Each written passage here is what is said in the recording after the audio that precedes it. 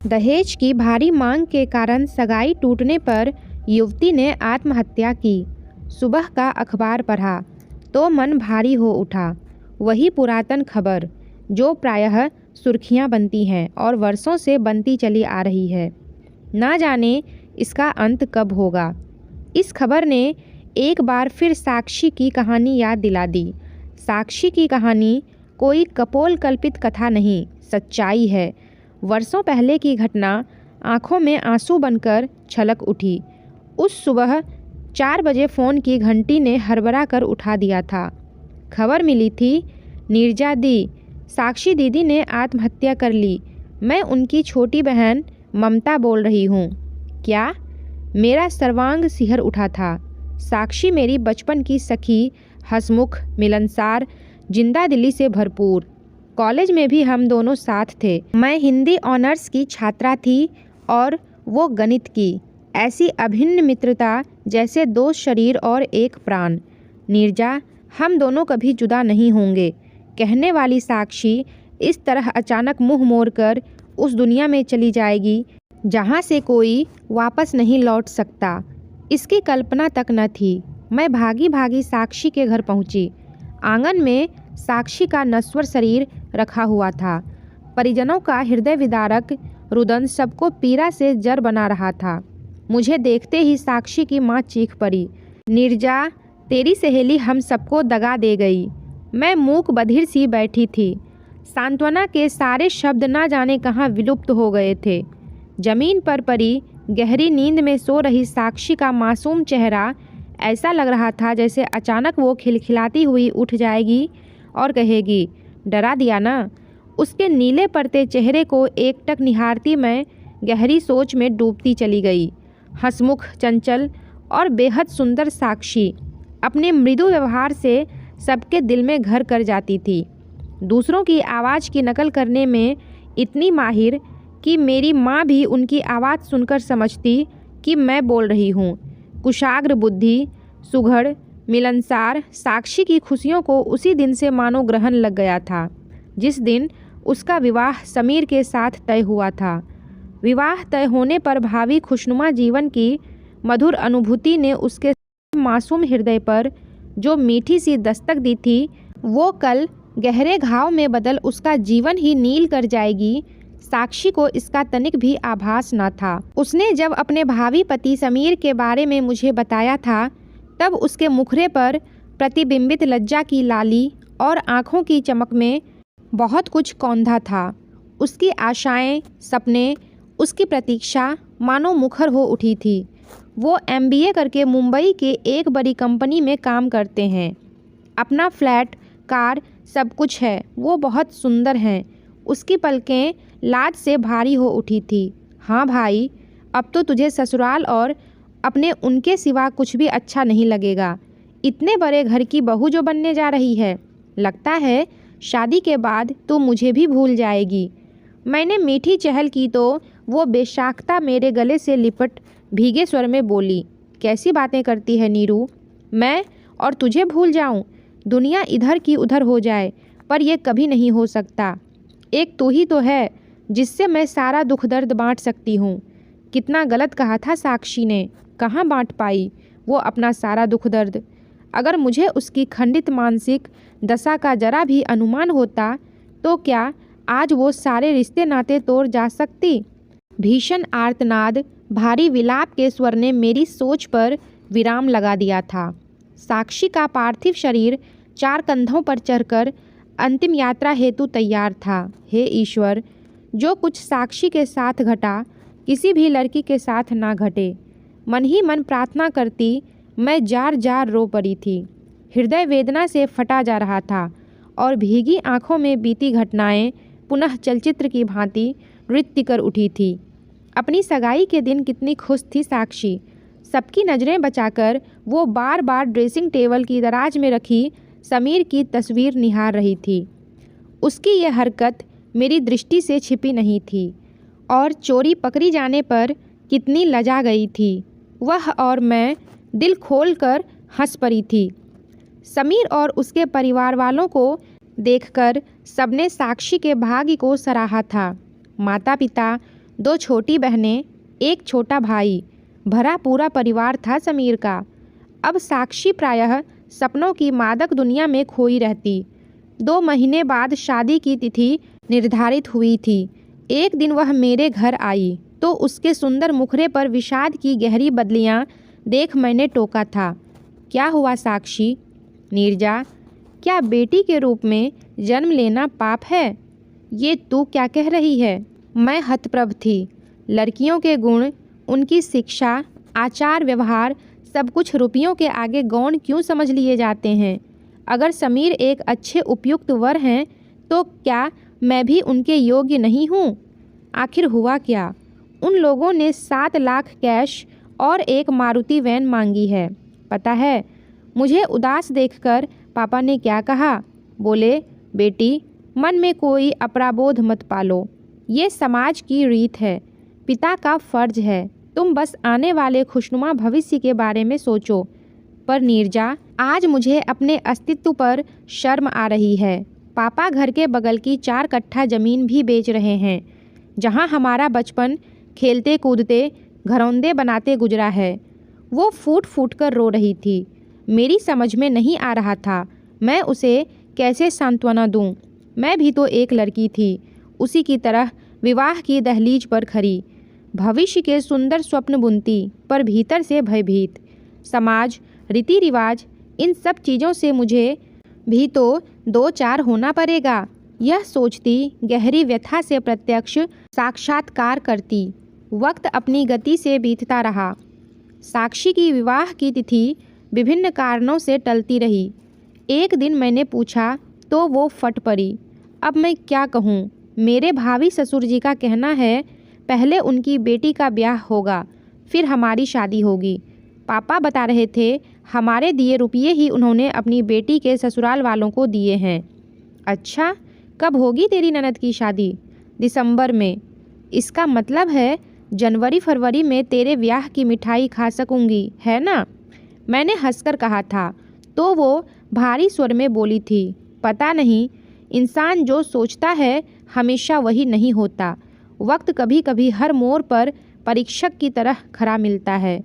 ना जाने साक्षी को अभी कितनी परीक्षाओं से गुजरना था। इस बीच एक ऐसी घटना घटी जिसने साक्षी को तोड़ कर रख दिया। एक सुबह उसके भावी ससुराल से फ़ोन आया कि गाड़ी और शेष 2 लाख रुपये जो विवाह के समय देने थे, सप्ताह भर के भीतर दे दिया जाए, तभी विवाह की तिथि तय होगी। साक्षी के पिता ने बार बार विनती की कि वो अतिशीघ्र सब कुछ दे देंगे। शादी जल्द से जल्द नहीं हुई तो लोग तरह तरह की बातें बनाएंगे। समाज और रिश्तेदारी में भी विभिन्न तरह की बातें उठेंगी। लगभग 1.5 वर्ष से केवल तिथियां दी जा रही हैं, पर समीर के पिता की एक ही जिद थी, अभी सब कुछ दे दिया जाए, जून के पहले सप्ताह में शादी जरूर हो जाएगी। साक्षी के पिता मजबूर थे। मन में विचारों का बवंडर उठ खड़ा हुआ था। आखिर क्यों बार बार शादी की तिथि बढ़ाई जा रही है? लड़का सगाई के बाद ना तो एक बार भी आया है, ना कभी फ़ोन या पत्र के माध्यम से संपर्क हुआ है।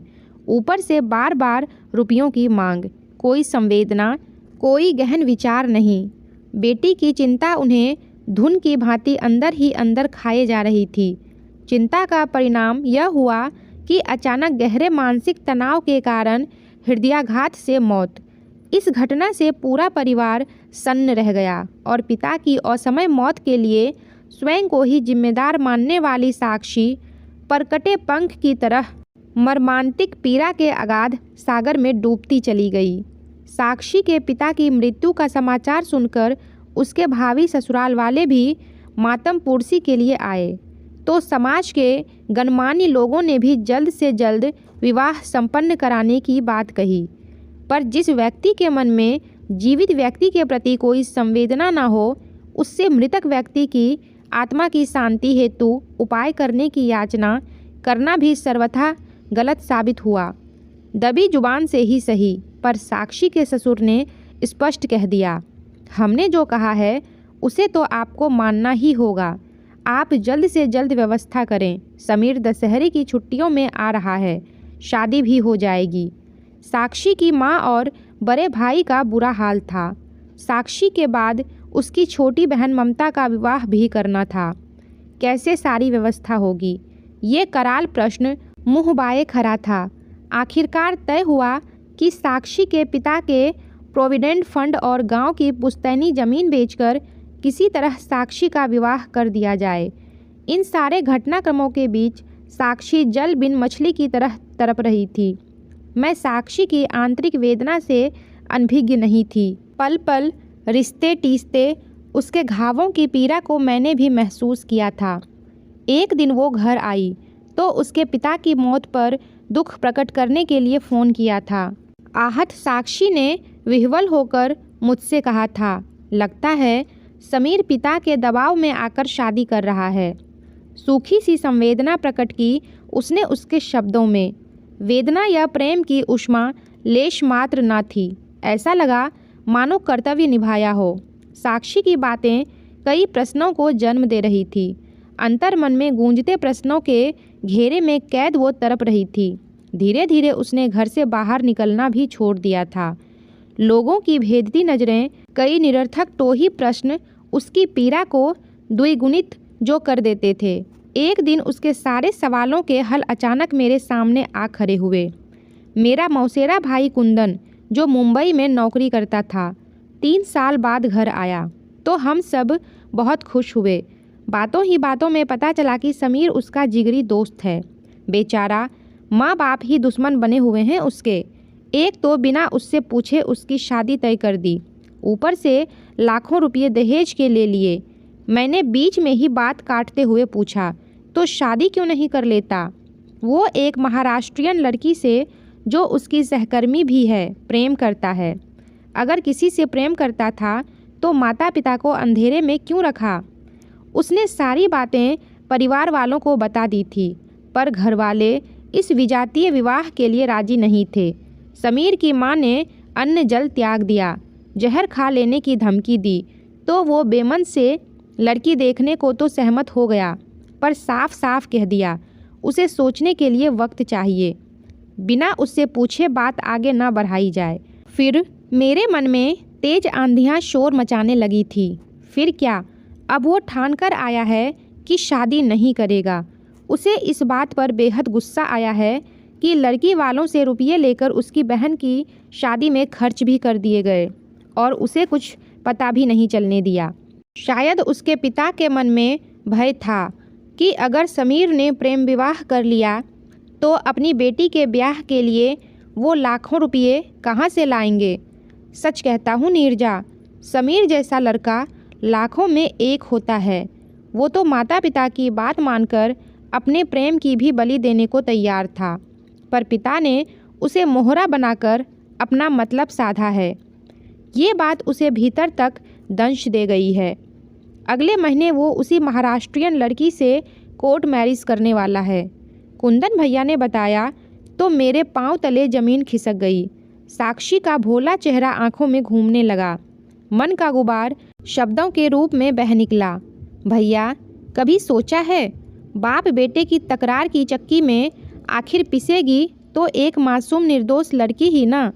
सगाई के 1-1.5 साल बाद शादी टूट जाने पर लड़की पर क्या बीतेगी? समाज में उसकी बदनामी का जिम्मेदार कौन होगा? कितने लोग सच्चाई जान पाएंगे?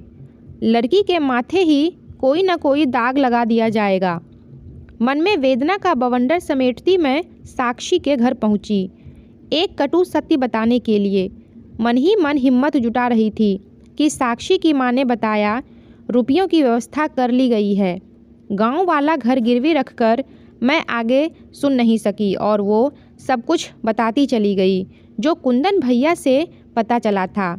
साक्षी की माँ हतप्रभ रह गई थी और साक्षी का गोरा मुखरा फांसी की सज़ा पाए कैदी की तरह स्याह हो गया था। हे भगवान, ये तो नीचता की हद हो गई। अब क्या होगा? कहते हुए साक्षी की माँ ने सारी बात साक्षी के बड़े भाई रवि को बताई तो वो भी सदमे में आ गया। क्या आदमी इतना नीचे भी गिर सकता है?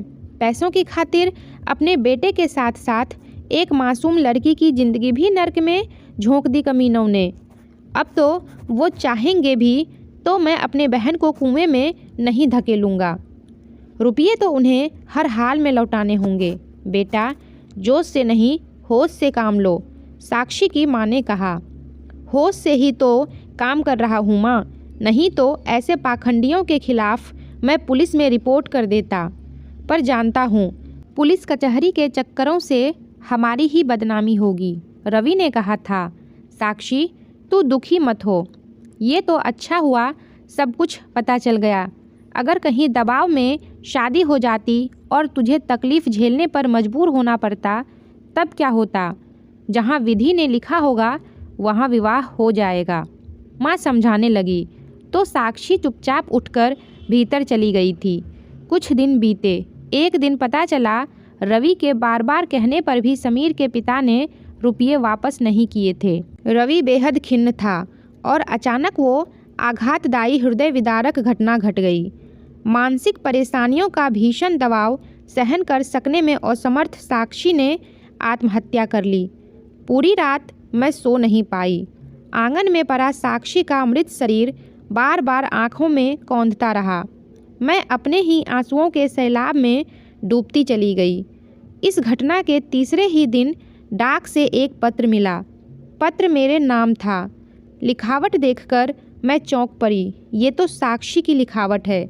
जल्दी से पत्र खोलकर पढ़ने लगी। जैसे जैसे एक एक शब्द पढ़ती गई, पूरा शरीर पसीने से भीगता चला गया।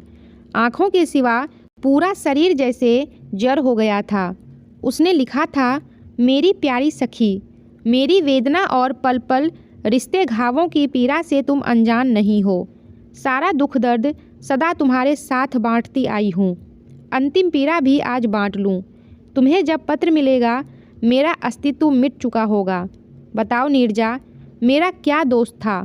क्यों मेरी मासूम भावनाओं के साथ खिलवाड़ हुआ? मेरी संवेदनाओं, भावनाओं, सपनों, उमंगों की जघन्य हत्या करने वाले समाज की मुख्य धारा से जुड़े लोग चैन से जी रहे हैं और मैं, जिसके अरमानों का खून हुआ, आत्महत्या पर मजबूर हूँ। आखिर क्यों नीरजा? क्या सिर्फ इसलिए कि एक लड़की की भावनाओं की कद्र आज भी किसी को नहीं है? मैं जानती हूँ मेरे जाने के बाद भी किसी को कोई फ़र्क नहीं पड़ेगा। मेरा दर्द केवल मेरे स्वजनों का दर्द मात्र बनकर रह जाएगा। ना दहेज प्रथा के खिलाफ आवाज़ उठेगी, ना बेटी का दर्द कोई समझेगा। समाज की नज़रों में मैं आज आत्महत्या कर रही हूँ, पर मेरी मौत तो उसी दिन हो गई थी जब मेरे विवाह की चिंता में पापा चल बसे थे। समीर ने कितनी आसानी से रिश्ता तोड़ दिया। भैया रुपया वापस पाने के जुगाड़ में लग गए और माँ ने कह दिया, जहाँ लिखा होगा वहाँ विवाह हो जाएगा। पर नीरजा सब भूल गए। मैं कोई काठ की गुड़िया नहीं, जीती जागती एक स्त्री हूँ। सगाई के बाद समीर के साथ जो स्नेह बंधन जुड़ा तो मृत्यु पर्यंत कायम रहेगा। स्त्री एक बार ही किसी को अपना हृदय सौंपती है। मैंने भी समीर को पति मानकर सर्वस्व सौंप दिया था। अब कैसे किसी दूसरे के साथ निभा पाती? बोलो। मेरी मौत तो उसी क्षण हो गई थी जब समीर के मन में सगाई के महीनों बाद भी मेरे प्रति कोई स्नेहिल संवेदना जागृत नहीं हुई थी। ये एक स्त्री का अपमान था न नीरजा? मैं आहत हूँ। इस गहरे दंश से उबर नहीं पा रही हूँ। अनकही वेदना का भार असहनीय हो उठा है। इसलिए कई उम्मीदें साथ लिए जा रही हूँ, पर ईश्वर से प्रार्थना करती हूँ कि मैं फिर एक लड़की के रूप में ही जन्म लूँ, जिसमें अपने सारे बिखरे ख्वाब सजा सकूँ। पर तब जब समाज से दहेज का कोढ़ मिट जाए, विकसित समाज का ये बदनुमा दाग धुल जाए, फिर कोई लड़की भविष्य के मीठे सपनों का साक्षात्कार करने की तमन्ना लिए मृत्यु के अंधकार की साक्षी ना बने। क्या ऐसा स्वर्णिम समय कभी आएगा? अगर हाँ तो मैं भी आऊँगी, और नहीं तो समझना तुम्हारी साक्षी चली गई। बस अब आखिरी विदा। पत्र पढ़कर मैं संज्ञा शून्य सी बैठी रह गई थी। क्या ऐसा समय कभी आएगा? इन शब्दों की गूंज से आत्मा छटपटाने लगी थी। वर्षों बीत गए, आज भी ये प्रश्न अंतर्मन में गूंज ही रहा है।